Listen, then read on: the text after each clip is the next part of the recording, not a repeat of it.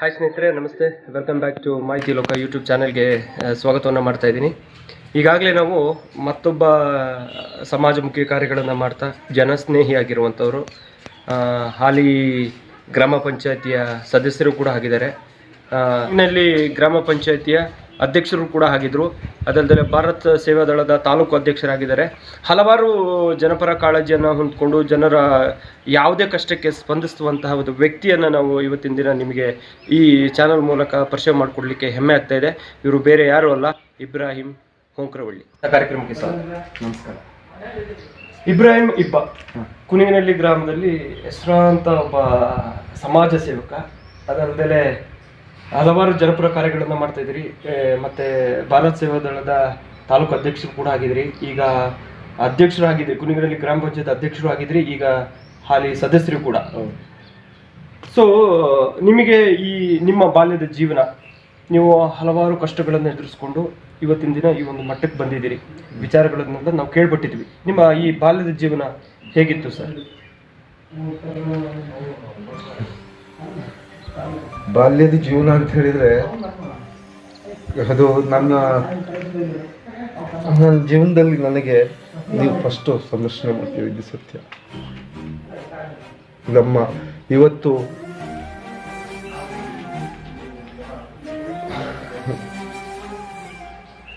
ನಾವು ಈ ಮಟ್ಟಕ್ಕೆ ಬರ್ಲಿಕ್ಕೆ ಕಾರಣ ನಮ್ಮ ತಂದೆ ತಾಯಿ, ನನ್ನ ಅಣ್ಣಂದು, ಆಮೇಲೆ ನಮ್ಮೂರಿನ ನನ್ನ ಕುಣಿಗನಹಳ್ಳಿಯ ನನ್ನ ಜನ, ನನ್ನ ಪ್ರೀತಿಯ ಜನಗಳು, ಇವರ ಆಶೀರ್ವಾದದಿಂದ ಇವತ್ತು ನಾವೊಂದು ಹೋರಾಟ ಮಾಡಲಿಕ್ಕೆ ಒಂದು ವೇದಿಕೆಯನ್ನು ಸೃಷ್ಟಿ ಮಾಡಿಕೊಟ್ಟಂಥ ಒಂದು ನನ್ನ ಪ್ರೌಢಶಾಲೆ, ಒಂದು ಆಟದ ಮೈದಾನ. ಆ ಆಟದ ಮೈದಾನದಿಂದ ಹೋರಾಟಕ್ಕೆ ಇಳಿದ ಮೇಲಿಂದ ನನಗೆ ಎಲ್ಲ ಸಹಕಾರ ಕೊಟ್ಟಂಥ ನನ್ನ ಈ ಕುಣಿಗನಹಳ್ಳಿ ಜನರು ನನ್ನ ಶಕ್ತಿ, ಇವರು ನನ್ನ ಆಸ್ತಿ. ಇವತ್ತು ಇಬ್ಬ ಈ ಮಟ್ಟಕ್ಕೆ ಬೆಳೀತಾನೆ ಅಂತ ಹೇಳಿದರೆ ಅದಕ್ಕೆ ಕಾರಣನೇ ನಮ್ಮ ಕುಣಿಗನಹಳ್ಳಿ. ನನಗೆ ಜನ್ಮ ಕೊಟ್ಟಂಥ ನನ್ನ ತಂದೆ ತಾಯಿಗಳಿಗೆ, ನನಗೆ ಮಾರ್ಗದರ್ಶನ ನೀಡಿದಂಥ ನನ್ನ ಅಣ್ಣನಿಗೆ ನನ್ನ ಮೊದಲ ಗೌರವವನ್ನು ಸಲ್ಲಿಸುತ್ತಾ, ನನ್ನ ಈ ಒಂದು ಸ್ಥಾನಕ್ಕೆ ಇಲ್ಲಿ ಗಂಟ ಬರಲಿಕ್ಕೆ ಅವಕಾಶ ಮಾಡಿಕೊಟ್ಟಂಥ ನನ್ನ ಈ ಕುಣಿಗನಹಳ್ಳಿ ಗ್ರಾಮದ ಜನರನ್ನು ಫಸ್ಟು ನಾನು ನೆನೆಸ್ಕೊಳ್ತೀನಿ. ಇವತ್ತು ಈ ಮಟ್ಟ ನೀವು ಬಂದು ನನ್ನ ಸಂದರ್ಶನ ಮಾಡ್ತಿದ್ದೀನಿ ಅಂತ ಹೇಳಿದರೆ ನನಗೆ ಎಲ್ಲೋ ನನಗೆ ಗೊತ್ತಿಲ್ಲ, ಈ ಜನ ನನ್ನನ್ನು ಏನೋ ಒಂದು ಜಾಗಕ್ಕೆ ಕರ್ಕೊಂಡು ಹೋಗಿದ್ದಾರೆ. ಸರ್, ನಿಮ್ಮ ಈ ಜೀವನದ ಜಂಜಾಟದಲ್ಲಿ ಹಲವಾರು ಏಳು ಬೀಳುಗಳನ್ನು ಕಂಡಿದ್ದೀರಿ, ಹಲವಾರು ನೋವುಗಳನ್ನು ಕಂಡಿದ್ದೀರಿ. ಈಗಾಗಲೇ ನಾವು ಕೇಳ್ಪಟ್ವಿ, ನೀವು ಶಾಲಾ ದಿನಗಳಲ್ಲಿ ಬಹಳಷ್ಟು ಕಷ್ಟಗಳನ್ನು ಪಟ್ಟಿರಿ. ಒಂದು ಹೊತ್ತು ಊಟಕ್ಕೂ ತುಂಬಾ ತೊಂದರೆಗಳನ್ನು ಪಡ್ತಾ ಇದ್ರಿ. ಅಂಥದ್ರಲ್ಲಿ ಇವತ್ತಿನ ದಿನ ಈ ಮಟ್ಟಕ್ಕೆ ನೀವು ಬಂದಿದ್ದೀರಿ. 10 ಜನ ನಿಮ್ಮನ್ನು ನೋಡಿ ಇಬ್ರಾಹಿಂ ಅವ್ರ ಹತ್ರ ಹೋದ್ರೆ ನಮ್ಗೆ ಏನಾದರೂ ಒಂದು ಸಹಾಯ ಸಿಗುತ್ತೆ ಅನ್ನೋ ಮಟ್ಟಕ್ಕೆ ನೀವು ಬೆಳೆದಿದ್ದೀರಿ. ಅದು ಹೇಗೆ ಸಾಧ್ಯ ಆಯ್ತು ನಿಮಗೆ ಅಂತ? ಇದಕ್ಕೆ ಮುಖ್ಯವಾಗಿ ನಾನು ಹೇಳಬೇಕು ಅಂತ ಹೇಳಿದರೆ, ನನ್ನ ಬಾಳ ಸಂಗಾತಿಯಾಗಿ ಬಂದಂಥ ನನ್ನ ಧರ್ಮ ಪತ್ನಿ, ನಾನು ಇವತ್ತು ನನ್ನ ವಿಚಾರ ನಿಮಗೆಲ್ಲ ಗೊತ್ತಿದೆ. ನಾನು ಮನುಕುಲದ ಜಾತಿಯ ಹುಡುಗಿಯನ್ನು ನಾನು ಮದುವೆ ಆಗಿದ್ದೇನೆ. ನನಗೆ ಯಾವುದೇ ಅದರಿಂದ ಅವಳು ಯಾವಾಗ ನನ್ನ ಜೊತೆ ಬಂದರೂ ಅವತ್ತು ನನ್ನ ಜೀವನವೇ ಒಂದು ರೀತಿ ಬದಲಾವಣೆ ಕಾಣ್ತಾ ಇದೆ. ಇವತ್ತು ನನ್ನ ಮಿಸಸ್ ಗ್ರಾಮ ಪಂಚಾಯತಿ ಅಧ್ಯಕ್ಷರಾಗಿ ಸದಸ್ಯರಾಗಿ ಕೆಲಸವನ್ನು ಮಾಡಿದ್ದಾರೆ. ನಾನು ಸಹ ಗ್ರಾಮ ಪಂಚಾಯತಿ ಅಧ್ಯಕ್ಷರಾಗಿ ಮತ್ತು ಈಗ ನನ್ನ ಕ್ಷೇತ್ರ ಬಿಟ್ಟು ನಮ್ಮ ಪಕ್ಕದ ಜಮನಹಳ್ಳಿ ಕ್ಷೇತ್ರದಲ್ಲಿ ಚುನಾವಣೆಯಲ್ಲಿ ನಿಂತು ಅಲ್ಲೂ ನನ್ನನ್ನು ಗೆಲ್ಲಿಸಿದ್ದಾರೆ. ಹಾಗಾಗಿ ನಾನು ಜನಪರ ಅನೇಕ ಕೆಲಸಗಳನ್ನ ಈಗಾಗಲೇ ನಾನು ಮಾಡ್ತಾಯಿದ್ದೇನೆ. ಫೇಸ್ಬುಕ್ನಲ್ಲಿ ನಾನು ಆವಾಗ ಮಾತಾಡ್ತಾ ಇರ್ತೀನಿ. ನಾನು ಜನಗಳಿಗೆ ನಾವು ಏನು ಮಾಡೋದನ್ನು ನಾನು ಫೋಟೋ ತೆಗೆದು ನಾವು ಇಂಥವ್ರಿಗೆ ಏನಾದ್ರು ಕೊಡ್ತೀವಿ ಅನ್ನೋದು ದಾನ ಮಾಡೋ ಫೋಟೋಗಳನ್ನ ನಾನು ಎಲ್ಲೂ ಹಾಕೋಕ್ಕೆ ಹೋಗೋದಿಲ್ಲ, ಮಾಡೋದು ಇಲ್ಲ. ಆ ಕೆಲಸಗಳನ್ನ ಮಾಡಿದರೆ ನಾನು ಆ ಜನಗಳಿಗೆ ನಾನು ಅವಮಾನ ಮಾಡಿದಾಗುತ್ತೆ ಅನ್ನೋ ಉದ್ದೇಶದಿಂದ ನಾನು ಆ ಥರ ಮಾಡೋದಿಲ್ಲ. ನಾನು ಏನಾದರೂ ಒಂದು ಜನಪರ ಕೆಲಸ ಇದ್ದರೆ ಮಾತ್ರ, ನಾನು ಕಾರ್ಯಕ್ರಮ ಇದ್ದರೆ ಮಾತ್ರ ಉದ್ಘಾಟನೆ ಮಾಡ್ತೀನಿ. ಉದ್ಘಾಟನೆ ಮಾಡಿದಾಗ ನಮ್ಮ ಶಾಸಕರಾಗಲಿ MP ಅವರಾಗಲಿ ಯಾರೇ ಆಗಲಿ ಅವ್ರು ಬಂದಾಗ ಅವ್ರ ಜೊತೆ ಇರ್ತಕ್ಕಂಥ ಫೋಟೋಗಳನ್ನ ಶೇರ್ ಮಾಡ್ತೇನೆ. ಮತ್ತು ಸರ್ಕಾರ ಏನಾದ್ರು ತಪ್ಪು ಮಾಡ್ತಾಯಿದ್ರೆ ಅಥವಾ ಇನ್ಯಾರ ತಪ್ಪು ಮಾಡ್ತಾಯಿದ್ರೆ ಅದನ್ನು ಒಂದು ರೀತಿಯಲ್ಲಿ ಅವರಿಗೆ ಕೆಟ್ಟ ರೀತಿಯಲ್ಲಿ ನಾನು ನನ್ನ ಫೇಸ್ಬುಕ್ನಲ್ಲಿ ನೀವು ನೋಡಿರ್ಬೋದು. ನಾನು ಕೆಟ್ಟದಾಗಿ ಎಲ್ಲೂ ಮಾತಾಡಲಿಕ್ಕೆ ಹೋಗೋದಿಲ್ಲ. ಅದನ್ನ ಅವ್ರ ತಪ್ಪನ್ನು ನೀವು ಮಾಡಿದ ತಪ್ಪು ಅನ್ನೋ ರೀತಿಯಲ್ಲಿ ತೋರಿಸ್ಕೊಳ್ತಾ ಹೋಗ್ತೇವೆ. ಆ ಸ್ನೇಹಿತರೆ, ಈಗ ನಮ್ಮೊಂದಿಗೆ ಲಿಖಿತ ಕಾಫಿ ಟ್ರೇಡರ್ಸ್ನ ಮಾಲೀಕರಾದಂತಹ ಅಶೋಕ್ ರವರವರಿದ್ದಾರೆ. ಅವರೊಂದಿಗೆ ಮಾತಾಡೋಣ.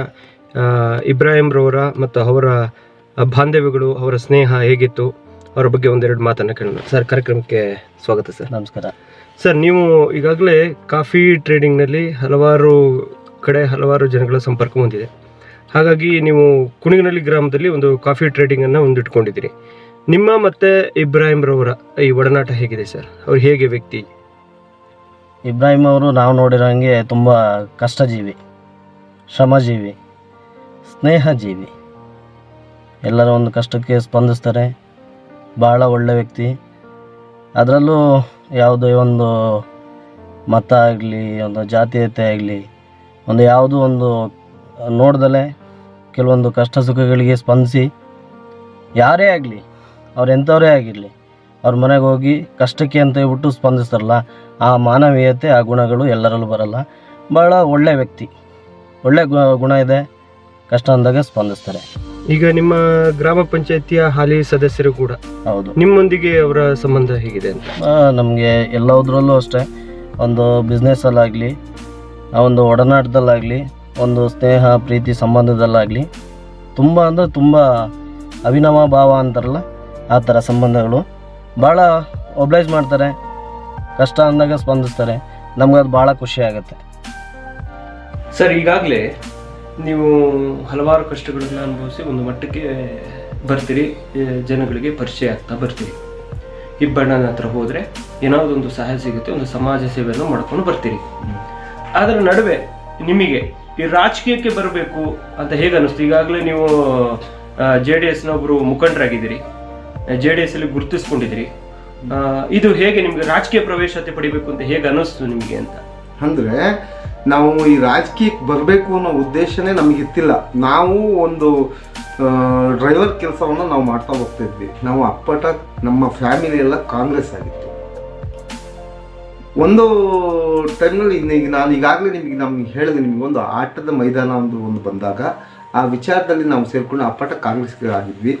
ಅವರು ರೇವಣ್ ಸಾಹೇಬ್ರನ್ನ ಕರೆದು ಇಲ್ಲಿ ಕುಣಿಗನಹಳ್ಳಿನಲ್ಲಿ ಬಂದ್ಬಿಟ್ಟು ಆಫೀಸ್ ಓಪನ್ ಮಾಡಿಸಿದ್ರೆ, ನಾವು ಶ್ರೀಕಂಠಪ್ಪನವ್ರನ್ನ ಕರೆಸಿ ನಾವು ಇಲ್ಲಿ ಆಫೀಸ್ ಓಪನ್ ಮಾಡಿಸಿದಂಥ ದಿನವೂ ಉಂಟು. ನಾವು ಇಲ್ಲಿ ಒಂದ್ಸರಿ ಬೂತ್ ಎತ್ತ ಹಾಕಿದ್ದಾಗ ಕಾಂಗ್ರೆಸ್ಸಿಗೆ 232 ಓಟು ಟೋಟಲಿ ಆಗಿದ್ದು, ಪೋಲಿಂಗ್ ಆಗಿದ್ದ ಓಟ್ನಲ್ಲಿ 232ರಲ್ಲಿ 231 ಓಟು ಕಾಂಗ್ರೆಸ್ಸಿಗಿತ್ತು, 1 ಓಟು BSPಗಿತ್ತು. ಇನ್ಯಾವುದಕ್ಕೆ ಒಂದೇ ಒಂದು ಓಟ್ ಇತ್ತಿಲ್ಲ. ಆವಾಗ ಈ ರಾಜಕೀಯ ನಾಯಕರುಗಳು ಯಾರು ಈ ಹೋರಾಟ ಮಾಡೋದು ಅಂತ ತಿಳ್ಕೊಂಡು ನಮ್ಮ ಜೊತೆ ನಮ್ಮನ್ನು ಹುಡುಕಾಡ್ತಾ ಇದ್ದು. ಒಂದು ಟೈಮ್ನಲ್ಲಿ ಈ ರಾಜಕಾರಣಕ್ಕೆ ನಾನು ಬರೋ ಉದ್ದೇಶ ಅಂತ ಹೇಳಿದ್ರೆ, ಈ ಆಟದ ಮೈದಾನಕ್ಕೋಸ್ಕರ ನಮ್ಮನ್ನ ಜೈಲಿಗೆ ಹಾಕಕ್ಕೆ ಹೋದ್ರು, ರೌಡಿಗಳ ಕೈಲಿ ಹೊಡೆಸಿದ್ರು, ಎಲ್ಲ ಥರದ ಇದು ಮಾಡಿದ್ರು. ಆವಾಗ ನಮಗೊಂದು ಗಟ್ಟಿ ನೆಲೆಬೇಕು ಅಂತ ಹೇಳ್ಬಿಟ್ಟು, ಆವಾಗ ನಮಗೆ ನಿಜವಾಗ್ಲೂ ನಾವು ಇವತ್ತು ಆ ಸಾಹೇಬರು ಇದಾರೋ ಇಲ್ಲೋ ಗೊತ್ತಿಲ್ಲ ನನಗೆ, ಮಂಜಪ್ಪ ಅನ್ನೋರು ಎಸ್ ಐ ಇದ್ರು. ನಮ್ಮನ್ನು ಇನ್ನೇನು FIR ಹಾಕಿ ನಮ್ಮನ್ನೆಲ್ಲ ಒಳಗಡೆ ಹಾಕಬೇಕು ಅನ್ನೋ ಟೈಮ್ನಲ್ಲಿ ನನಗೆ 10 ರೂಪಾಯಿ ಕೊಟ್ಟು, ನೋಡಪ್ಪ ನಿನ್ನ ಮೇಲೆ ನನಗೆ ಕೇಸ್ ಹಾಕಕ್ಕೆ ನನಗೆ ಆಗ್ತಾ ಇಲ್ಲ, ನೀನು ಒಬ್ಬ ನಾಯಕ ಇದ್ದಾನೆ, ಅವ್ರ ಹತ್ರ ನೀನು ಹೋಗು, ನೀನು ಹೋದ್ರೆ ನೀನು ಗ್ಯಾರಂಟಿ ನಿಂಗೆ ನ್ಯಾಯ ಸಿಕ್ಕುತ್ತೆ, ನೀನು ಹೋಗುವಂಥ ಬಾಕಿ ನಮ್ಮ 7 ಜನನ ಅಲ್ಲಿ ಸ್ಟೇಷನ್ಗೆ ಕೂರಿಸಿ ನನ್ನನ್ನು ಒಬ್ಬನ್ನ ಕಳಿಸಿ, ಆಟೋದಲ್ಲಿ 10 ರೂಪಾಯಿ ಕೊಟ್ಟು ಕಳಿಸಿ. ನಾನು ಹೋದೆ, ನನಗೆ ಯಾರು ಅಂತ ಗೊತ್ತಿಲ್ಲ. K44 ಒಂದು ಅಂಬಾಸಿಡರ್ ಕಾರ್ ಇತ್ತು, ವೈಟ್ ಕಾರು. ಆವಾಗ ಯಾರು ಅಂತ ಉಟ್ಕೊಳ್ಳೋದು, ವಿಶ್ವನಾಥ್ ಯಾರು ಅಂತ ಹೇಳ್ಬಿಟ್ಟು ನನಗೆ ಗೊತ್ತಿದ್ದಿಲ್ಲ. ನನಗೆ ಯಾರು ವಿಶ್ವಣ್ಣ ಅಂತ ಹೇಳಿದ್ರೆ ನಾನು ಪರಿಚಯ ಮಾಡಿ, ಆವಾಗ ನಾನು ಹೋಗಿ ನಮಸ್ಕಾರ ಅಣ್ಣ ಅಂತ ಹೇಳಿದೆ. ಆವಾಗ ಯಾರು ನೀನು ಅಂತ ಕೇಳಿದೆ, ಕುಣಿಗನಹಳ್ಳಿಯಿಂದ ಇಬ್ಬು ಅಂತ ಅಣ್ಣ ಅಂತೇಳಿ. ಓ ಇಬ್ಬಾ, ನೀನು ನನಗೆ ಬೇಕು ಅಂತ ಹೇಳ್ಬಿಟ್ಟು ನನ್ನ ಹೆಗ್ಲ ಮೇಲೆ ಕೈ ಹಾಕಿ ಬಾ ನೆಂಟ ಅಂತ ಕರ್ಕೊಂಡೋಗಿ ಕೂರಿಸ್ಕೊಂಡು ಅವ್ರು ನನ್ನ ಹತ್ರ 2-3 ಮಾತುಗಳನ್ನ ಕೇಳಿದರು. ಅವಾಗ ನಾನು ಹೇಳಿದೆ, ನಮ್ಮೂರಿನ ಆಟದ ಮೈದಾನ ನಮ್ಮೂರಿಗೆ ಆಗಬೇಕು, ನಮ್ಮೂರಿಗೆ ಕುಡಿಯೋ ನೀರು ಕೊಡಿಸ್ಬೇಕು, ನಮ್ಮೂರಲ್ಲಿ ಒಂದು ರಸ್ತೆ ಇಲ್ಲ, ರಸ್ತೆ ನೀವು ಮಾಡಿಸ್ಕೊಡ್ಬೇಕು, ನಮ್ಮೂರನ್ನ ಏನು ನಮ್ಮ ಜನಗಳ ಮೇಲೆ ಕೇಸ್ ಹಾಕಿದ್ದಾರೆ ಆ ಕೇಸ್ ವಾಪಸ್ ತೆಗಿಸ್ಬೇಕು, ಆಟದ ಮೈದಾನ ಹೋಗಬೇಕು, ನಮಗೆ ಇರಬೇಕು, ಆಮೇಲೆ ನಮ್ಮೂರಿಗೆ ಒಂದು ಹೈಸ್ಕೂಲ್ ಆಗಬೇಕು, ಒಂದು ಹಾಸ್ಪಿಟ್ಲ್ ಆಗಬೇಕು, ಅನೇಕ ಬೇಡಿಕೆಗಳನ್ನ ಇಟ್ಟಿದ್ದಾರೆ. ಆವಾಗ ಸರಿಯಪ್ಪ, ನೀನು ಈ ವಿಚಾರ ಹಿಂಗೆ ಜಾಗ ಅವ್ರದ್ದು ಇವ್ರದ್ದು ಅಂತ ಹೇಳ್ಬಿಟ್ಟು, ಇಲ್ಲ ಅದು ಉಳ್ಳವ್ರ ಪಾಲಾಗ್ತಾ ಇದೆ, ನಮಗೆ ಆಟದ ಮೈದಾನ ಇಲ್ಲ, ನಮಗೆ ಅದು ಬಿಡಿಸ್ಕೊಡಿ, ನಮಗೆ ನ್ಯಾಯ ಕೊಡಿಸಿ, ನಾವು ಆ ಕ್ಷಣದಿಂದ ನಾವು ನಿಮ್ಮ ಅಭಿಮಾನಿ ಆಗಿರ್ತೀವಿ, ನಿಮ್ಮ ಜೊತೆ ನಾವು ಇರ್ತೀವಿ ಅಂತ ಹೇಳ್ಬಿಟ್ಟು ಮಾತು ಕೊಟ್ವಿ. ಆ ಮಾತಿನಂತೆ ಅವರು ಸತ್ಯಾಸತ್ಯತೆನ ಅವತ್ತಿನ ನಮ್ಮ ಕಾಂಗ್ರೆಸ್ ನಮ್ಮ ನಾಯಕರಾದಂಥ ಬಾಳುಪೇಟೆ ನಾಯಕರು ನಮ್ಮ ಪರವಾಗಿ ಅವ್ರು ಬರಲಿಲ್ಲ. ಹಾಗಾಗಿ ನೋವಾಗಿ ನಾವೇನು ಮಾಡಿದ್ವಿ, ವಿಶ್ವನಾಥ್ ಅವರು ಇಲ್ಲಿ ಬಂದಾಗ ನಾವು ವಿಶ್ವಣ್ಣವ್ರು ಕೂತು, ಅವತ್ತು ಹೇಮು ರವೀಂದ್ರ ಅವರಿದ್ದರು, ಅವರು ಇವತ್ತಿಲ್ಲ, ಕಾಲವಾಗಿದ್ದಾರೆ. ಅವರು ತೀರ್ಮಾನಕ್ಕೆ ಬಂದಿದ್ದರು, ಅವರ ಪರವಾಗಿದ್ದರು. ಸತ್ಯದ ಪರ ಅವತ್ತು ವಿಶ್ವಣ್ಣ ಗೃಹ ಮಂಡಳಿ ಸದಸ್ಯರಾಗಿದ್ದರು. ಬೆಕ್ನಳ್ಳಿ ನಾಗಣ್ಣರವರು ತಾಲೂಕು ಅಧ್ಯಕ್ಷರಾಗಿದ್ದರು. ಆ ನಂತರ ಇಲ್ಲಿ ಬಂದು ತೀರ್ಮಾನ ಮಾಡಿದಾಗ 12 ಗಂಟೆ ಬಂದು ಕೂತವರು, ರಾತ್ರಿ 12:30 ತನಕನೂ ತೀರ್ಮಾನ ಆಗಿ ಊರಿನವರೆಲ್ಲ ನನ್ನೊಬ್ಬನ ಮೇಲೆ ಭಾರ ಹಾಕಿ ನನ್ನನ್ನು ಮಾತ್ರ ಕೂರಿಸಿದ್ರು ಮೀಟಿಂಗ್ಗೆ, ಬಾಕಿಯವರೆಲ್ಲ ಹೊರಗಡೆ ಕೂತು. ಸೊ ಅಲ್ಲಿ ಕೂತು ಅಣ್ಣ ತೀರ್ಮಾನ ಮಾಡಿದರು, ಆಟದ ಮೈದಾನ ಆಗಿರಲಿ, ನಾನು MLA ಆಗಿ ನಾನು ಗೆದ್ದರೆ ನಾನು ಹೈಸ್ಕೂಲ್ ಮಾಡಿಕೊಡ್ತೀನಿ ಅಂತ. ಆಗ ಅವರ ಅಭಿಮಾನಿಯಾಗಿ ಈ ಒಂದು ವಿಶೇಷತೆಯಿಂದ ವಿಶ್ವನಾಥ್ ಅವರು MLA ನಿಂತಾಗ, ಟ್ರ್ಯಾಕ್ಟರ್ ಕೊಡ್ತಿನಲ್ಲಿ MLA ಹೋಗಿ ನಿಂತಾಗ ನಾವು ಅವ್ರ ಜೊತೆ ಹೋಗಿ ರಾಜಕೀಯನ ಅಲ್ಲಿಂದ ಪ್ರಾರಂಭ ಮಾಡಿದ್ದು. ನನಗೆ ಅಡಿಪಾಯ ಹಾಕ್ಕೊಟ್ಟಂಥ ನನ್ನ ಗುರು ವಿಶ್ವಣ್ಣ. ನಮಸ್ಕಾರ ಸುಬ್ರಹ್ಮಣ್ಯ ಅವರೇ. ಈಗಾಗಲೇ ನಿಮಗೆ ಗೊತ್ತಿದೆ, ಇಬ್ರಾಹಿಂ ರವರು ಸದಸ್ಯರು ಹಾಗೂ ಮತ್ತು ಅಧ್ಯಕ್ಷರು ಕೂಡ ಆಗಿದ್ದರು. ಹೇಗೆ ಇಬ್ರಾಹಿಂ ರವರು? ನಮಗೆಲ್ಲ ಒಳ್ಳೆ ಕೆಲಸ ಮಾಡಿದ್ದಾರೆ. ನಾವು ಕಷ್ಟದಲ್ಲಿದ್ದಾಗೆಲ್ಲ ಕಷ್ಟಕ್ಕೂ ಆಗಿದ್ದಾರೆ. ಮತ್ತು ನಮಗೆ ಏನು ಹೆಲ್ಪ್ ಬೇಕಂದ್ರೂ ನಾವು ಈಗಲೂ ಈ ಮನೆ ತಕ್ಕಲೇ ಬರಬೇಕು. ಈ ಕಷ್ಟಗಳಿಗೆಲ್ಲ ಆಗುತ್ತೆ. ಮತ್ತು ಒಂದು ನರ್ಸರಿ ಬೆಳೆಯೋದಾಗಲಿ, ಒಂದು ನೀರಿನ ಅನುಕೂಲ ಆಗಲಿ, ಪ್ರತಿಯೊಂದು ಅವ್ರು ಮಾಡಿಕೊಡ್ತಾರೆ. ನಮ್ಗೆ ಏನೇ ಪ್ರಾಬ್ಲಮ್ ಇತ್ತು, ಒಂದೊಂದು ನೀರಿನ ಪ್ರಾಬ್ಲಮ್ ಅಂದರೂ ಬಂದು ತಕ್ಕ ಓದಿರ್ತೀವಿ. 7 ಗಂಟೆ ರಾತ್ರಿ ಬಂದರೆ ವಾಟರ್ ಮ್ಯಾನಿಗೆ ಹೇಳಿ ಫಸ್ಟು ಎಲ್ಲಿ ನೀರಿಲ್ಲಪ್ಪ ಅಲ್ಲಿಗೆ ಹೋಗ್ಕೊಳ್ತಾರೆ, ಎಲ್ಲಿ ಪೈಪ್ ಲೈನ್ಸ್ ಹೋಯ್ತು ಅಂತಾರೆ ಅಲ್ಲಿಗೆ ಹೋಗ್ತಾರೆ. ಬೀದಿ ಲೈಟ್ ಇಲ್ಲ ಅಂದರೆ ಬೀದಿ ಲೈಟು ಹಾಕ್ಸ್ಕೊಡ್ತಾರೆ. ನಮಗೆಲ್ಲ ಹೆಲ್ಪ್ ಆಗಿದ್ದಾರೆ. ಇವತ್ತು ನಮಗೇನು ಕೈ ಬಿಟ್ಟಿಲ್ಲ. ಈಗಲೂ ನಾವು ಯಾವುದೇ ಎಲೆಕ್ಷನ್ ಸೋತೀವಿ ಅಲ್ಲಿ ಹಿಂಗೆ ನಮ್ಮ ಅಧ್ಯಕ್ಷರು ಇಲ್ಲ ಅಂತೇಳಿ ಅಂದರೆ ಪ್ರತಿಯೊಂದು ಕೆಲಸ ಮಾಡಿಕೊಡ್ತಾ ಇದ್ದಾರೆ. ಒಂದು ಗಾದೆ ಇದೆ, ಆನೆ ನಡೆದಿದ್ದೇ ದಾರಿ ಅಂತ. ಇಬ್ಬರು ಅವರಿಗೆ ಇಬ್ರಾಹಿಂ ಅಲಿಯಾಸ್ ಇಬ್ಬು ಅವರಿಗೆ ಅವತ್ತಿಂದ ವಿಜಯಲಕ್ಷ್ಮಿ ಅವರ ಬೆನ್ನ ಮೇಲೇನೋ ಕೂತ್ಕೊಂಡು ಬಂತು. ಅದಾದ ನಂತರ ಏನು ಕೆಲಸ ಮಾಡಿದ್ರು ಅಲ್ಲಿ ಜಯವನ್ನು ಸಾಧಿಸ್ಕೊಂಡು ಬಂದ್ರಿ. ನಿಮಗೆ ಈ ಕುಣಿಗಿನಲ್ಲಿ ಗ್ರಾಮ ಪಂಚಾಯತಿಗೆ ನೀವು ನಿಲ್ಬೇಕು ಅಂತ ಹೇಗೆ ಅನ್ನಿಸ್ತು? ಅದಾದ ರಾಜಕೀಯ ಪ್ರವೇಶ ಮಾಡಿದ್ರು, ಓಕೆ, ರಾಜಕೀಯವಾಗಿ ಗುರುತಿಸ್ಕೊಂಡು ಬಂದ್ರಿ. ಕುಣಿಗಿನಲ್ಲಿ ಗ್ರಾಮ ಪಂಚಾಯತ್ಗೆ ಎಲೆಕ್ಷನ್ಗೆ ನಿಲ್ಬೇಕು ಅಂತ ಯಾಕೆ ಅನ್ನಿಸ್ತು ಅಂತ? ಎಲ್ರಿಗೂ ಆಸೆ ಒಂದು ಗ್ರಾಮ ಪಂಚಾಯತಿ ಸದಸ್ಯರಾಗಬೇಕು, ಮೆಂಬರ್ ಆಗಬೇಕು, ಗ್ರಾಮ ಪಂಚಾಯತಿ ಅಧ್ಯಕ್ಷರಾಗಬೇಕು ಅಂತ ಹೇಳ್ಬಿಟ್ಟು ಎಲ್ಲ ಕನಸ್ಕೊಂಡು ಅವಾಗ ಫಸ್ಟ್ ನಾನು ಚುನಾವಣೆ ನಿಲ್ಲಬೇಕು ಅಂತ ಬಂದಾಗ ಜನರಲ್ ಲೇಡಿ ಬಂತು. ಆವಾಗ ನನ್ನ ಮನೆಯವ್ರನ್ನೇ ನಿಲ್ಲಿಸಿದ್ರು. ಆಗ ನನ್ನ ಮನೆಯವ್ರು ನಿಲ್ತಾ ಹೈಯೆಸ್ಟ್ ಲೀಡಿಂದ ಗೆಲ್ಲಿಸ್ಕೊಂಡು ನನಗೆ ಜನರಲ್ ಎಲೆಕ್ಷನ್ ಬಂತು. ಜನರಲ್ನಲ್ಲಿ ನಾನು ನಿಂತ್ಕೊಂಡೆ. ಮೇಲೆ ಆದ ನಂತರ ಅಲ್ಲೂ ಸಹ ಇಲ್ಲಿ ಚುನಾವಣೆ ರಾಜಕೀಯ ಅಂತ ಹೇಳಿ ಗೊತ್ತಲ್ಲ ನಿಮಗೆ, ಎಲ್ಲ ಥರದಲ್ಲೂ ಅದು ಇದು ಅಂತ ನನ್ನ ಮೇಲೆ ಬೇರೆ ಅಲಿಗೇಷನ್ ಮಾಡೋದಕ್ಕೇನೂ ಇಲ್ಲ. ಒನ್ ಆ್ಯಂಡ್ ಓನ್ಲಿ ನನ್ನ ಹೆಸರು ಅದೊಂದು ಆಗಿದ್ದರಿಂದ ನನ್ನನ್ನು ಒಂದು ಟಾರ್ಗೆಟ್ ಮಾಡಿದರು. ಅದನ್ನೂ ಮೀರಿ ಟಾಪ್ ಲೀಡ್ನಲ್ಲಿ ಜನ ಗೆಲ್ಲಿಸ್ಕೊಟ್ರು. ನಾನು ಅಧ್ಯಕ್ಷರಾಗಿ 2.5 ವರ್ಷ ಆಡಳಿತವನ್ನು ಮಾಡಿ ಇಡೀ ಜನ ಮೆಚ್ಚುವ ರೀತಿಯಲ್ಲಿ ಕೆಲಸವನ್ನು ಮಾಡಿದ್ವಿ. ಮೇಡಮ್, ಕಾರ್ಯಕ್ರಮಕ್ಕೆ ಸ್ವಾಗತ. ಈಗಾಗಲೇ ಇಬ್ರಾಹಿಂ ಹಾಗೂ ಸಾಯಿರಾ ಬಾನು ನೀವು ಸಕಲೇಶ್ಪುರ ವಿಭಾಗದಲ್ಲಿ ಒಂದು ದಾಖಲೆಯನ್ನು ಮಾಡಿದ್ರಿ ಅಂತ ಕೇಳ್ಪಟ್ಟೆ.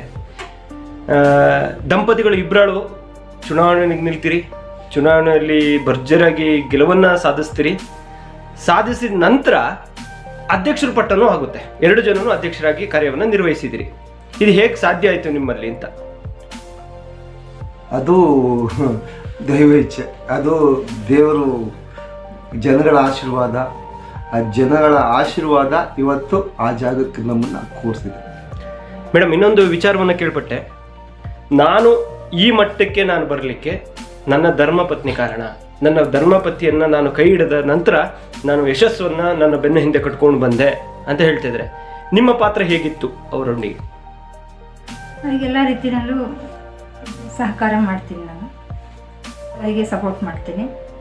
ಅವ್ರು ಏನೇ ಕೆಲಸ ಮಾಡಿದ್ರು ಅದಕ್ಕೆ ನಾನು ಸಹಾಯ ಇದೆ. ಅವ್ರು ರಾಜಕೀಯ ಪ್ರವೇಶಾತಿಯನ್ನು ಪಡಿಬೇಕಾದ್ರೆ ನಿಮಗೇನು ಬೇಡ ಅಂತ ಅನಿಸಿಲ್ವಾ? ಯಾಕೆಂದರೆ ರಾಜಕೀಯದಲ್ಲಿ ಒಡಕು ತೊಡಕುಗಳು ತುಂಬ ಇರ್ತವೆ, ಶತ್ರುಗಳು ಇರ್ತಾರೆ, ಮಿತ್ರಗಳು ಇರ್ತಾರೆ. ನಿಮಗೆ ಇವರು ಒಬ್ಬ ರಾಜಕೀಯ ವ್ಯಕ್ತಿಯಾಗಿ ಒಂದು ಹೊರಹೊಮ್ಮಬೇಕಾದ್ರೆ ಅವರಿಗೆ ನಿಗದಿತ ಸಮಯಗಳಿಲ್ಲ. ಯಾವುದೇ ಸಮಯಕ್ಕೆ ಜನಗಳು ಕರೆದಾಗ ಜನಗಳಿಗೆ ಸ್ಪಂದಿಸಬೇಕು. ಅದೇ ಒಬ್ಬ ರಾಜಕೀಯ ವ್ಯಕ್ತಿಯಾಗಿ ಗುರುತಿಸ್ಕೊಳ್ಳೋದೇ ಹಾಗೆ. ಅಂಥ ಸಂದರ್ಭದಲ್ಲಿ ಇವರು ರಾತ್ರಿ 11 ಗಂಟೆಗೆ ಬರ್ತಾಯಿದ್ರು, 2 ಗಂಟೆಗೆ ಬರ್ತಾಯಿದ್ರು ಮನೆಗೆ. ಅವಾಗ ನಿಮ್ಗೇನು ಬೇಸರ ಅನ್ನಿಸ್ತಾ ಇರಲಿಲ್ವಾ? ಕೆಲವು ಸಮಯ ಅನಿಸಿದ್ದುಂಟು. ಆದ್ರೂ ಅದನ್ನೆಲ್ಲ ಸಹಿಸ್ಕೊಂಡು ಅವರ ಒಂದು ಏಳಿಗೆಗೆ ನಾನು ಸಪೋರ್ಟ್ ಮಾಡ್ತಾ ಬರ್ತಾ ಇದ್ದೀರಿ. ಬರ್ತಾ ಇದ್ದೀನಿ. ಸೊ ನೀವು ರಾಜಕೀಯ ಅವರೊಟ್ಟಿಗೆ ನೋಡಿ ನೀವು ರಾಜಕೀಯಕ್ಕೆ ಧುಮುಕಿದ್ರಿ. ಹೇಗೆ ನಿಮಗೆ ಅವ್ರ ಬೆಂಬಲವನ್ನು ಕೊಟ್ಟರು ಅಂತ? ಅವರ ಸಹಾಯದಿಂದನೇ ನಾನು ನನಗಿಷ್ಟ ಇರಲಿಲ್ಲ ರಾಜಕೀಯವಾಗಿ ನಿಲ್ಲಬೇಕು, ಎಲೆಕ್ಷನ್ ನಿಲ್ಲಬೇಕು ಅಂತ. ಅವರ ಒತ್ತಾಯದಿಂದನೇ ನಾನು ಗೆಲ್ಸಿದ್ರು. ಜನ ಇಲ್ಲಿ ನಮಗೆ ಗಂಡ ಹೆಂಡತಿಗೆ ಇಬ್ಬರಿಗೂ ಒಳ್ಳೆ ಸಪೋರ್ಟ್ ಮಾಡ್ತಿದ್ದಾರೆ. ಈಗ ನೀವು ರಾಜಕೀಯವಾಗಿ ಗುರುತಿಸ್ಕೊಂಡು ಬಂದ್ರಿ, ತಮ್ಮ ಧರ್ಮಪತ್ನಿಯನ್ನು ರಾಜಕೀಯವಾಗಿ ತರಬೇಕು ಅಂತ ಯಾಕೆ ಅನ್ನಿಸ್ತು ಅಂತ? ಇಲ್ಲ ಸರ್, ನನಗೆ ನಾನು ಕುನಿಗನಹಳ್ಳಿನಲ್ಲಿ ನಾನು 3 ಬಾರಿ ನಮ್ಮನ್ನು ಜನ ಸೋಲಿಸಿದ್ದಾರೆ ಅಂದ್ರೆ ಅರ್ಥ ನಾವು ಜನಗಳ ಸೇವಕರಾಗಿ ಕೆಲಸ ಮಾಡ್ತೀವಿ. ಜನ ಗೆದ್ದಿದ್ದಾರೆ, ನಾವು ಸೋತಿದ್ದೀವಿ ಅಂತ ಕೆಲಸ ಮಾಡ್ತಿದ್ವಿ. ಈಗ ನಾನು ಚುನಾವಣೆ ನಿಲ್ಲೋದು ಬೇಡ ಅಂತ ಇದ್ದೆ ಇಲ್ಲಿ ಕುನಿಗನಹಳ್ಳಿಯಿಂದಲೇ ಕ್ಷೇತ್ರದಲ್ಲಿ ನಿಲ್ಲೋದು. ಆದರೆ ಎಲ್ಲೋ 1-2-3 ಮಾತುಗಳು ನಮ್ಮ ಮನಸ್ಸಿಗೆ ನಾಟ್ಕೊಂಡು ನಾನು ಯೋಚನೆ ಮಾಡಿದೆ, ಒಂದ್ಸತಿ ನಾವು ಗೆಲ್ಲೋಣ, ಈ ಸತಿ ಚುನಾವಣೆ ನೀನೇ ನಿಂತ್ಕೋ, ಜನ ತೀರ್ಮಾನ ಮಾಡಲಿ. ಜನ ನಮ್ಮನ್ನು ಬೇಕು ಬೇಡ ಅನ್ನೋದು ಯೂಸ್ ಮಾಡಿಕೊಂಡ್ರೆ ನಾವು ಮಾಡೋ ಒಳ್ಳೆ ಕೆಲಸ ಇದ್ರೆ ನೆನಪು ಮಾಡಿಕೊಂಡು ವೋಟ್ ಮಾಡ್ತಾರೆ. ನೀವು ನಿಂತ್ಕೋ ಅಂತ ಹೇಳ್ಬಿಟ್ಟು ನಾನು ಹಿಂಸೆ ಮಾಡಿ ನಿಲ್ಲಿಸಿದೆ. ನಾನು ಪಕ್ಕದ ಜಮನಹಳ್ಳಿ ಗ್ರಾಮಕ್ಕೆ ಚುನಾವಣೆಗೆ ನಾನು ನಿಂತೆ ಇಲ್ಲ. ಹಾಗಾಗಿ ಇಲ್ಲಿ ನಾನು ಈ ಕ್ಷೇತ್ರದಲ್ಲಿ ನನ್ನ ಕ್ಷೇತ್ರದಲ್ಲಿ ನಾನು ಜಾಸ್ತಿ ಏನು ಪ್ರಚಾರ ಮಾಡಲಿಕ್ಕೇನು ಬರಲಿಲ್ಲ. ಉದ್ದೇಶ ಇಷ್ಟೇ, ನಾವು ಮಾಡಿದ ಕೆಲಸ ನಮ್ಮನ್ನು ಕೈ ಹಿಡಿತದೋ ಅನ್ನೋ ಒಂದು ಟೆಸ್ಟನ್ನು ಮಾಡಿದೆ. ಆ ಟೆಸ್ಟ್ನಲ್ಲಿ ನಾವು ಯಶಸ್ಸನ್ನು ಕಂಡಿದ್ದೀನಿ. ಇದು ನನ್ನ ಸೋಲಲ್ಲ, ಇದು ನನ್ನ ಗೆಲುವು. ಸರ್, ಈಗಾಗಲೇ ರಾಜಕೀಯವಾಗಿ ಗುರುತಿಸ್ಕೊಂಡ್ರಿ, ಕುನಿಗನಹಳ್ಳಿ ಗ್ರಾಮ ಪಂಚಾಯತಿಯಲ್ಲಿ ಅಧ್ಯಕ್ಷರು ಮತ್ತು ಈಗ ಹಾಲಿ ಸದಸ್ಯರಾಗಿ ಕೂಡ ಕಾರ್ಯನಿರ್ವಹಿಸ್ತಿದೆ. ಇದರ ಒಟ್ಟೊಟ್ಟಿಗೆ ಭಾರತ್ ಸೇವಾದಳದ ತಾಲೂಕು ಅಧ್ಯಕ್ಷರಾಗ್ರಿ. ಇದು ಏನಿದು ಭಾರತ್ ಸೇವಾದಳ ಅಂದರೆ? ಭಾರತ್ ಸೇವಾದಳ ಅಂತ ಹೇಳಿದರೆ ಭಾರತ್ ಸೇವೆಗಾಗಿ ಬಾಳು ಅನ್ನೋ ಒಂದು ಕಾನ್ಸೆಪ್ಟು. ಇದು ಎಲ್ಲದಕ್ಕೂ ಒಂದು ಬಾವುಟಗಳಿರ್ತದೆ, ಇದಕ್ಕೆ ನಮಗೆ ಭಾರತದ ಸುವರ್ಣ ನಮ್ಮ ಏನು ಫ್ಲಾಗ್ ಏನಿದೆ ಅದೇ ನಮ್ಮ ಚಿಹ್ನೆ. ನಾಸೋ ಹರ್ಡೀಕರ್ ಅವರು ಇವತ್ತು ಅವರ ಜನ್ಮದಿನ ಆಗ್ತಿದೆ ಬೇಲೂರಿನಲ್ಲಿ, ನಮ್ಮನ್ನು ಇನ್ವೈಟ್ ಮಾಡಿದ್ದಾರೆ. ಇವತ್ತು ನಾವು ಹೋಗ್ತಾ ಇದ್ದೇವೆ. ಇದು ಇದೇನಿಲ್ಲ, ಮಕ್ಕಳು ನಮ್ಮ ಯಾವ ರೀತಿ ಫ್ಲಾಗ್ ಹೋಸ್ಟನ್ನು ಮಾಡಬೇಕು, ಯಾವ ರೀತಿ ದೇಶ ಪ್ರೇಮವನ್ನು ಮಕ್ಕಳಿಗೆ ಬಿತ್ತಿಸಬೇಕು, ಇದಕ್ಕೆ ಯಾವುದೇ ಒಂದು ರಾಜಕೀಯದ ಇದರೊಳಗೆ ಇರೋದಿಲ್ಲ.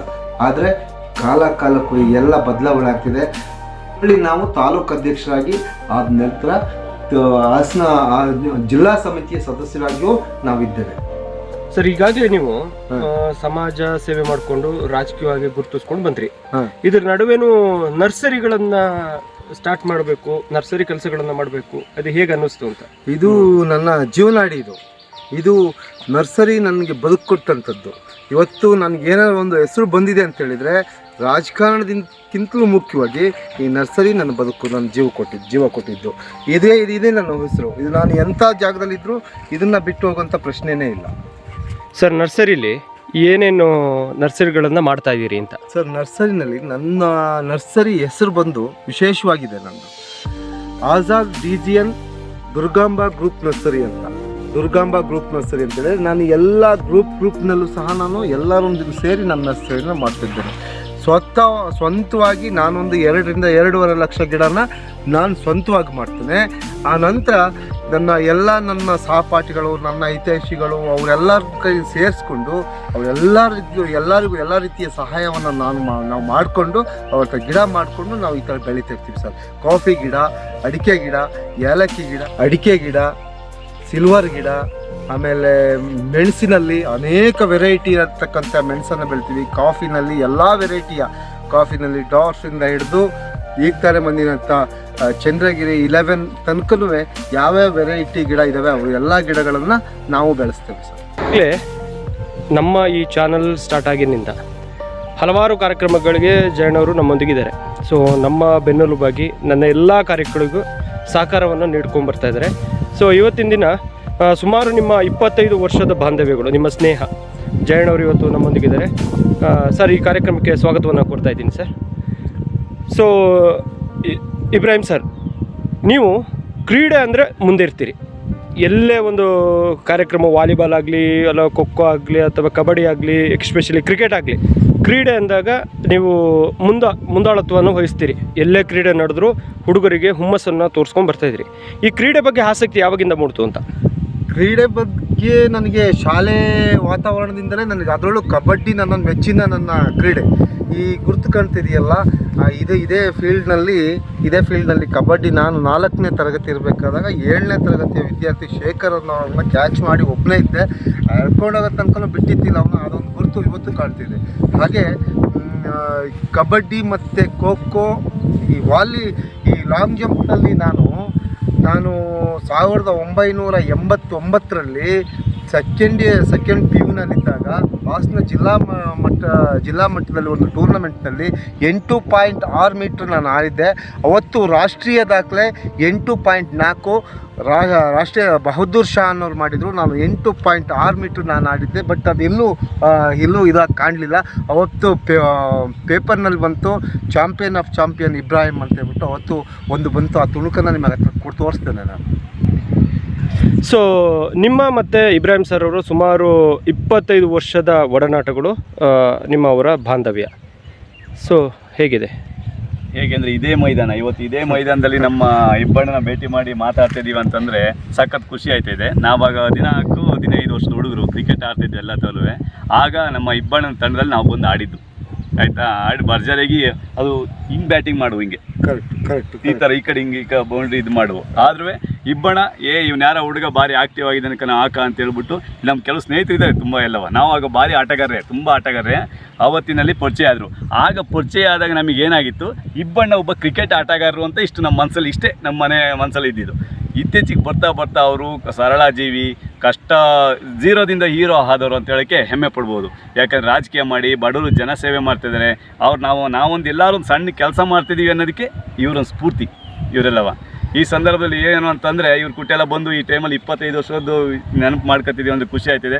ಇಬ್ಬಣ್ಣ ನೀವು ಇನ್ನೂ ಒಳ್ಳೆ ಕೆಲಸ ಮಾಡಿ, ಮುಂದಿನಲ್ಲಿ ಒಳ್ಳೆ ಹೆಸರು ಮಾಡಿ, ಬಡವರ ಪರ ದೀನದಲಿತರ ಪರ ಹೋರಾಟ ಮಾಡಿ ಅಂತ ನಾವು ಕೇಳ್ಕೊತೀವಿ. ನಮ್ಮ ಬೆಂಬಲ ನಿಮಗಿರುತ್ತೆ.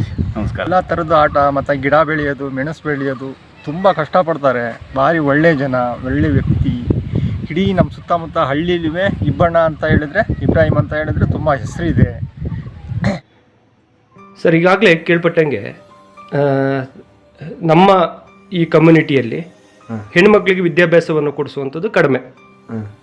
ಅಂಥದ್ರಲ್ಲಿ ನಿಮ್ಮ ಮಕ್ಕಳಿಗೆ ಒಳ್ಳೆ ಒಂದು ವಿದ್ಯಾಭ್ಯಾಸವನ್ನು, ಉನ್ನತ ಸ್ನಾತಕೋತ್ತರ ಪದವಿಗಳನ್ನು ಕೊಡಿಸ್ಕೊಂಡು ಬರ್ತಾ ಇದ್ದೀರಿ. ಹೇಗೆ ಸಾಧ್ಯ ಆಯಿತು ಅಂತ? ಇದು ನನ್ನ ಕನಸು. ಇದು ಏನಂತ ಹೇಳಿದರೆ, ಗಾದೆನಲ್ಲಿ ಹೇಳ್ತಾರೆ ಎಲ್ಲರೂ, ಎಲ್ಲ ಆಸ್ತಿಗಿಂತ ಮಕ್ಕಳನ್ನು ಆಸ್ತಿಯನ್ನಾಗಿ ಮಾಡಿ, ಆ ಮಕ್ಕಳಿಗೆ ಆಸ್ತಿಯನ್ನು ಮಾಡಿಬಿಡಿ.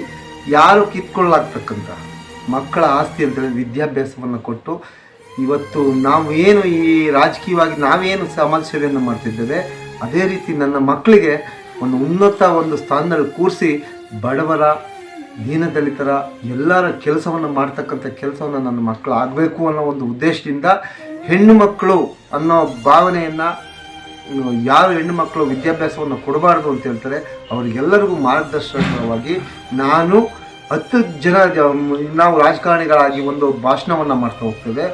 ಎಲ್ಲ ಮಕ್ಕಳನ್ನ ಓದಿಸಿ ಅಂತೇಳಿ ಸರ್ಕಾರಿ ಶಾಲೆಯಲ್ಲಿ ಓದಿಸಿ ಅಂತ ಹೇಳ್ತೇವೆ. ಆದರೆ ನಾವು ಮಾಡ್ತಕ್ಕಂಥ ಕೆಲಸ ಬೇರೆ. ಆದರೆ ನಾವು ನಮ್ಮ ಶಾಲೆಯಲ್ಲಿ, ಈ ಸರ್ಕಾರಿ ಶಾಲೆಯಲ್ಲೇ ನನ್ನ ಮಕ್ಕಳನ್ನು ವಿದ್ಯಾಭ್ಯಾಸವನ್ನು ಕೊಟ್ಟು, ಇವತ್ತು ಅವನು ಉನ್ನತ, ನನ್ನ ದೊಡ್ಡ ಮಗಳು BCom ಆಗಿ MCom ಮುಗಿಸಿ B.Ed ಆಗಿ ಅವಳು ಲೆಕ್ಚರಾಗಿ ಕೆಲಸ ಮಾಡ್ತಿದ್ದಾಳೆ. ನನ್ನ 2ನೇ ಮಗಳ ಕನಸು, ಅವಳು BCom ಆದ ತಕ್ಷಣ ನಾನು ದೊಡ್ಡದವನು ತಪ್ಪೆಜ್ಜೆಯನ್ನು ಇಟ್ಟಿದ್ದೆ. ನಾನು BCom ಮಾಡಿದ ತಕ್ಷಣ ಅವಳನ್ನ ನಾನು IAS ಮಾಡಬೇಕು ಅಂತ ಹೇಳ್ಬಿಟ್ಟು ಅವ್ರು ಕನಸು ಕಟ್ತೀನಿ. ನನ್ನ ಕನಸನ್ನು ಈಡೇರಿಸೋಕ್ಕೆ ಅವಳು ಸತ್ತ ಪ್ರಯತ್ನ ಹಗಲು ರಾತ್ರಿ. ನನ್ನ ಮಗಳನ್ನ ನೋಡ್ತೀನಿ, ತುಂಬ ನೋವಾಗ್ತದೆ. ಯಾಕೆಂದರೆ ನಾನು ಯಾವಾಗಲೂ ಅವಳು ಹೊರಗಡೆ ಹೋಗ್ಬೇಕಾದಾಗ ಅವಳು 3 ಗಂಟೆ 4 ಗಂಟೆ ಆದರೂ ನಿದ್ದೆ ಮಾಡೋದಿಲ್ಲ. ಹಿಂಗೆ ಕಾಣೋದು ಅದಕ್ಕೆ ನನ್ನ ಮಗಳು ಅವಳು ನನಗೋಸ್ಕರ ಕಷ್ಟಪಡ್ತಿದ್ದಾಳೆ. ನನಗೋಸ್ಕರ ಇವತ್ತು ನಾನು ಏನು ಕಷ್ಟಪಡ್ತಿದ್ದಾಳೆ, ಇವತ್ತು ಅವಳು ಏನು ಕಷ್ಟಪಡ್ತಿದ್ದಾಳೆ, ಅದು ನಾಡಿನ ಜನ ಬಡವರಿಗೆ ಒಂದು ಒಳಿತಾಗಲಿ, ಬಡವರಿಗೆ ಒಳ್ಳೆಯದಾಗಲಿ ಅನ್ನೋ ಒಂದು ಉದ್ದೇಶದಿಂದ ನಮ್ಮ ಊರಿನಲ್ಲಿ ಸರ್ಕಾರಿ ಶಾಲೆಯಲ್ಲಿ ಓದಂಥ ಒಬ್ಬ ಮಗಳು ಒಂದು ಉನ್ನತ ಸ್ಥಾನಕ್ಕೆ ಹೋಗಲಿ ಅನ್ನೋದು ನನ್ನ ಆಸೆ. ಈಗಾಗಲೇ ಬಹಳಷ್ಟು ಹೊಗಳಿಕೆ ಮಾತನ್ನು ಆಡಿದರು. ನನ್ನ ಮಗಳು ಅಂದರೆ ನನಗೆ ಪ್ರೌಡ್ ಅಂತ ಹೇಳ್ತಾ ಇದ್ದಾರೆ. ನಿಮ್ಮ ತಂದೆ ಬಗ್ಗೆ ಏನು ಹೇಳಲಿಕ್ಕೆ ಇಷ್ಟಪಡ್ತೀರಿ? ನಾನು ತುಂಬಾ ಲಕ್ಕಿ ಅನಿಸುತ್ತೆ. ಇದು ನನ್ನ ಕನಸಾಗಿತ್ತು ಆ್ಯಕ್ಚುಲಿ. ಫಸ್ಟ್ ಚಿಕ್ಕದ್ರಿಂದನೂ ನನಗೇನಾದರೂ ಒಂದು ಒಳ್ಳೆ ಪೊಸಿಷನ್ಗೆ ಹೋಗಬೇಕು ಅಂತ. ಅದು ಅಪ್ಪಂಗೆ ಹೇಳಿದೆ ನಾನು ಚಿಕ್ಕದ್ರಲ್ಲಿ. ಹಾಗಾಗಿ ಅವ್ರು ನೀನು ಇದನ್ನೇ ಮಾಡಬೇಕು ಅಂತ ನನ್ನ ಡಿಗ್ರಿ ಮುಗ್ದಾದ್ಮೇಲೆ ಹೇಳಿದ್ದು. ಸೊ ನಾನೇ ಇದು ಚೂಸ್ ಮಾಡ್ಕೊಂಡಿರೋ ಒಂದು ಹಾದಿ ಇದು. ಸೊ ಇದು ಇಂಥ ತಂದೆ ಅಂದರೆ ಇಷ್ಟು ಸಪೋರ್ಟ್ ಮಾಡ್ತಾರೆ ನನಗೆ. ಒಂದು ಫೇಲ್ಯೂರ್ಸ್ ಬಂದ್ರೂ ಅಷ್ಟು ಮೋಟಿವೇಟ್ ಮಾಡ್ತಾರೆ. ಇಲ್ಲ ನಿನ್ನ ಕೈಲಾಗುತ್ತೆ, ಆಗಿಲ್ಲ ಅಂದ್ರೂ ನಾನು ನಿನ್ನ ಬಗ್ಗೆ ಪ್ರೌಡ್ ಇದ್ದೀನಿ, ಆದ್ರೂ ನೀನು ಒಳ್ಳೆ ಕೆಲಸ ಮಾಡ್ತೀಯ ಜನಗಳಿಗೆ, ಅಷ್ಟೇ ಸಾಕು. ಫೇಲ್ಯೂರ್ಸಲ್ಲೂ ಅಷ್ಟೇ ಮೋಟಿವೇಟ್ ಮಾಡಿದ್ದಾರೆ. ಫೇಲ್ಯೂರ್ ಆದಾಗ ನೀನೇನು ಟ್ರೈ ಮಾಡ್ತಿಲ್ಲ ಅಂತ ಒಂದು ಡಿಮೋಟಿವೇಟ್ ಮಾತು ಕೂಡ ಆಡಿಲ್ಲ. ನಾನು ಇಂಥ ತಂದೆ ಪಡೆದಿರೋಕ್ಕೆ ತುಂಬ ಲಕ್ಕಿ ಇದ್ದೀನಿ. ನಾನೇ best lucky daughter in the world ಅಂತ ಹೇಳ್ಬೋದು ಅಷ್ಟೇ. ಸೊ ನಿಮ್ಮ ಈ IAS ಪ್ರಿಪರೇಷನ್ಗಳು ಹೇಗೆ ನಡೀತಾ ಇದೆ ಅಂತ? ಅಂದರೆ ಅದು ಸ್ಟೇಜಸಲ್ಲಿ ಇರುತ್ತೆ. ಪ್ರಿಲಿಮ್ಸ್ ಮೇನ್ಸ್ ಇಂಟರ್ವ್ಯೂ ಅಂತ ಅದು ಸ್ಟೇಜಸಲ್ಲಿ ಪ್ರಿಪೇರ್ ಆಗಬೇಕಾಗಿರುತ್ತೆ. ಪ್ರಿಲಿಮ್ಸ್ ನಾನು ಈ ಸಲ 2 ಟೈಮ್ ಕೊಟ್ಟಿದ್ದೀನಿ, 2 ಟೈಮ್ ಆಗಿಲ್ಲ. ಬಟ್ ನಾನು KS ಹೋಗ್ಬಿಟ್ಟು ಕರ್ನಾಟಕದ ಅಡ್ಮಿನಿಸ್ಟ್ರೇಷನ್ ಸರ್ವಿಸ್ ಪ್ರಿಲಿಮ್ಸ್ ಕೊಟ್ಟಿದ್ದೆ, ಅದು ಪಾಸ್ ಆಗಿ ಮೇನ್ಸ್ ಬರೆದು ಬಂದಿದ್ದೀನಿ. ಅದ್ರ ರಿಸಲ್ಟ್ ವೇಟಿಂಗ್ ಇದೆ. ಹಾಗೆ UPSCಗೆ ಒಂದು ಪ್ರಯತ್ನ ಮಾಡಿದರೆ ನೀವು ಬೇರೆ ಯಾವುದ್ರಲ್ಲಾದರೂ ಒಂದು ಸಕ್ಸಸ್ ಕಾಣ್ಬೋದು. ಸೊ ಅದು ನನಗೆ ಹೆಲ್ಪ್ ಆಗಿದೆ. ಈಗ UPSC ನಾನು ಚೂಸ್ ಮಾಡ್ಕೊಂಡಿದ್ದು ನನಗೆ ತುಂಬಾ ಖುಷಿ ಇದೆ. ಯಾಕಂದರೆ ತುಂಬ ವಿಷಯಗಳ ಬಗ್ಗೆ ನನಗೆ ಒಂದು ಅವೇರ್ನೆಸ್ ಸಿಕ್ಕಿದೆ. ಯಾವ ವಿಷಯ ಸಿಕ್ಕಿದ್ರೂ ನಾನು ಮಾತಾಡ್ಬೋದು ಆ ವಿಷಯದ ಬಗ್ಗೆ. ಸೊ ಅದಂತೂ ವೇಸ್ಟ್ ಅಂತೂ ಖಂಡಿತ ಅಲ್ಲ. ತುಂಬ ಅಂದರೆ ಎಲ್ಲ ಪ್ರತಿನಿತ್ಯದ ಜೀವನದ ಬಗ್ಗೆ, ಜಿಯೋ ಪಾಲಿಟಿಕ್ಸ್ ಆಗಿರ್ಬೋದು, ಎಲ್ಲ ಪ್ರತಿ ಒಂದು ವಿಷಯನೂ ಕೂಡ ನಮಗೆ ಅದರಲ್ಲಿ ಗೊತ್ತಾಗುತ್ತೆ. ಸೊ ಅದು ಖಂಡಿತವಾಗ್ಲೂ ವೇಸ್ಟ್ ಅಲ್ಲ. ನಮ್ಮ ಕಾನ್ಸ್ಟಿಟ್ಯೂಷನ್ನ ಓದಕ್ಕೆ ಸಿಗುತ್ತೆ, ನಮ್ಮ ರೈಟ್ಸ್ ಏನು, ನಮ್ಮ ಡ್ಯೂಟೀಸ್ ಏನು, ಪ್ರತಿಯೊಂದು ಕೂಡ ನಮಗೆ ಗೊತ್ತಾಗುತ್ತೆ. ಸೊ ಅದು ಯಾವಾಗಲೂ ಕೂಡ ನಿಮಗೆ ಒಂದು ನಿಮ್ಮ ನಾಲೆಜ್ನ ಹೆಚ್ಚಿಸುತ್ತೆ ಹೊರತು ಅದು ಯಾವತ್ತೂ ವೇಸ್ಟ್ ಅಂತ ಆಗೋದು ಇಲ್ಲ. ಸೊ ನನಗೆ ಆ ಒಂದು ಆಪರ್ಚುನಿಟಿ ಕೊಟ್ಟು ನಾನು ಫೇಲ್ ಆದ್ರೂ ಹೋಗು ಮಗಳೇ ಅಂತ ಅಷ್ಟು ಮೋಟಿವೇಟ್ ಮಾಡು ತಂದೆ ಯಾರಿಗೂ ಸಿಗಲ್ಲ ಸಾಧ್ಯ. ಅಷ್ಟಕ್ಕೂ ಫೇಲಿಯರ್ ಆದರೆ ಆಯಿತು ಸಾಕು ನಿನ್ನ ಮದುವೆ ಅಂತ ಹೇಳೋ ಒಂದು ಸಮಾಜದಲ್ಲಿ ನನಗೆ ನೀನು ಹೋಗು ಮಗಳೇ, ನಾನು ನಿನ್ನ ಜೊತೆ ಇದ್ದೀನಿ ಅಂತ ಹೇಳೋ ತಂದೆ ನನ್ನ ತಂದೆ ಬೆಸ್ಟ್. ಈಗಾಗಲೇ the best dad in the world ಅಂತಲೇ ಹೇಳಿದಿರಿ. ಸೊ ಅವರ ಕನಸನ್ನು ಶ್ರದ್ಧೆಯಿಂದ ಓದಿ ಅವ್ರು ಏನು ಕನಸನ್ನು ಕಂಡಿದ್ದಾರೆ, ಈ ಸಮಾಜಕ್ಕೆ ನಿಮ್ಮ ಕೊಡುಗೆ ಏನು ಅಂತ ಹೇಳಿಕೊಟ್ಟಿದ್ದಾರೆ. ದಯವಿಟ್ಟು ಅದನ್ನು ಮಾಡಿ ನಿಮ್ಮ ಯಶಸ್ಸು ನಿಮ್ದಾಗಲಿ ಅಂತ ಹೇಳ್ತಾ, ನಿಮ್ಮ ಕನಸು ಹಾಗೂ ನಿಮ್ಮ ತಂದೆಯವ್ರ ಕನಸು ಕೂಡ. ಸೊ ಒಳ್ಳೆ ಯಶಸ್ಸನ್ನು ಗಳಿಸಲಿ. ನಮ್ಮ ಈ ಭಾಗಕ್ಕೆ ಒಬ್ಬ ಒಳ್ಳೆ ಅಧಿಕಾರಿಯಾಗಿ ಬನ್ನಿ ಅಂತ ಹೇಳಿ ಈ ಮೂಲಕ ನಾನು ಆಶಿಸ್ತೇನೆ. ಧನ್ಯವಾದಗಳು. ಸ್ನೇಹಜೀವಿ, ರಾಜಕಾರಣಿ, ಸಮಾಜ ಸೇವಕ, ಕೃಷಿಕ, ಇನ್ನೂ ತುಂಬ ಇದೆ ಸರ್. ಇಷ್ಟೊತ್ತು ನಿಮ್ಮ ಅಮೂಲ್ಯವಾದ ಸಮಯವನ್ನು ನಮ್ಮೊಂದಿಗೆ ಹಂಚಿಕೊಂಡ್ರಿ. ನೀವು ಬ್ಯುಸಿ ಪರ್ಸನು, ಒಂದೇ ಒಂದು ಫೋನ್ ಕಾಲ್ ಸರ್, ಒಂದು ಸಂದರ್ಶನ ಬೇಕಿತ್ತಂದಾಗ ನೀನು ಯಾವಾಗ ಬೇಕಾದ್ರೆ ಪಾಪ ನನ್ನ ಮನೆ ಪಾಪ ಇದ್ದೀರಿ ಅಂತ ಹೇಳಿ ನನ್ನ ಒಂದು ಚಿಕ್ಕ ಚಾನಲ್ ಆದಂತಹ ಮಾಹಿತಿ ಲೋಕ ಚಾನಲ್ಗೆ ನೀವು ಸಂದರ್ಶನವನ್ನು ಕೊಟ್ಟು ನಿಮ್ಮ ಮನದಾಳದ ಮಾತನ್ನು ಈಗ ಚಿಕ್ಕದ್ರಲ್ಲಿ ಬಹಳಷ್ಟು ಕಷ್ಟವನ್ನು ಪಟ್ಟು ಒಂದು ಯಶಸ್ವಿಯಾಗಿ ಒಂದು ಯಶಸ್ವಿ ನಾಯಕನಾಗಿ ಈ ಕುಣಿಗನಹಳ್ಳಿ ಗ್ರಾಮದಲ್ಲಿ ಪರಿಚಿತರಾಗಿದ್ದೀರಿ. ನಿಮ್ಮ ಈ ಕೆಲಸ ಕಾರ್ಯಗಳು ಇನ್ನು ಮುಂದಕ್ಕೆ ಬಹಳಷ್ಟು ಎತ್ತರ ಮಟ್ಟಿಗೆ ನಿಮ್ಮನ್ನು ಪ್ರಚಾರ ಮಾಡಿ ಯಶಸ್ಸು ಸದಾ ನಿಮ್ಮ ಬೆನ್ನಿಗೆ ಹೇಳಿ ಕಾರ್ಯಕ್ರಮಕ್ಕೆ ನೀವು ನಮ್ಮೊಂದಿಗೆ ಕೈ ಜೋಡಿಸಿದ್ರಿ. ನಿಮಗೆ ನನ್ನ ಕುಣಿಗನಹಳ್ಳಿ ಕ್ಷೇತ್ರದ ಜನ ಇವತ್ತು ಇನ್ನೂ ಒಂದು ಚಿರಪರಿಚಿತರಾಗಿ ಮಾಡಿದ್ದಾರೆ. ಅವರೆಲ್ಲರಿಗೂ ನಿಮ್ಮ ಈ ಒಂದು ನೀವೊಂದು ಚಾನಲನ್ನು ಹುಟ್ಟಾಕ್ಕೊಂಡಿದ್ರಿ. ನಿಮಗೆ ಶುಭವಾಗಲಿ. ಎಲ್ಲ ಗ್ರಾಮಸ್ಥರ ಪರವಾಗಿ, ನನ್ನ ಸ್ನೇಹಿತರ ಪರವಾಗಿ ಎಲ್ರಿಗೂ ನಿಮ್ಮ ಈ ಚಾನಲ್ ಯಶಸ್ಸನ್ನು ಪಡೀಲಿ, ನಿಮಗೆ ದೇವರು ಒಳ್ಳೇದು ಮಾಡಲಿ ಅಂತ ನಾನು ಹಾರೈಸ್ತೇನೆ. ಯೂಟ್ಯೂಬ್ ಚಾನಲನ್ನು ಸಬ್ಸ್ಕ್ರೈಬ್ ಮಾಡ್ಕೊಳ್ಳಿ, ಹಾಗೆ ಶೇರ್ ಮಾಡಿ. ಧನ್ಯವಾದ.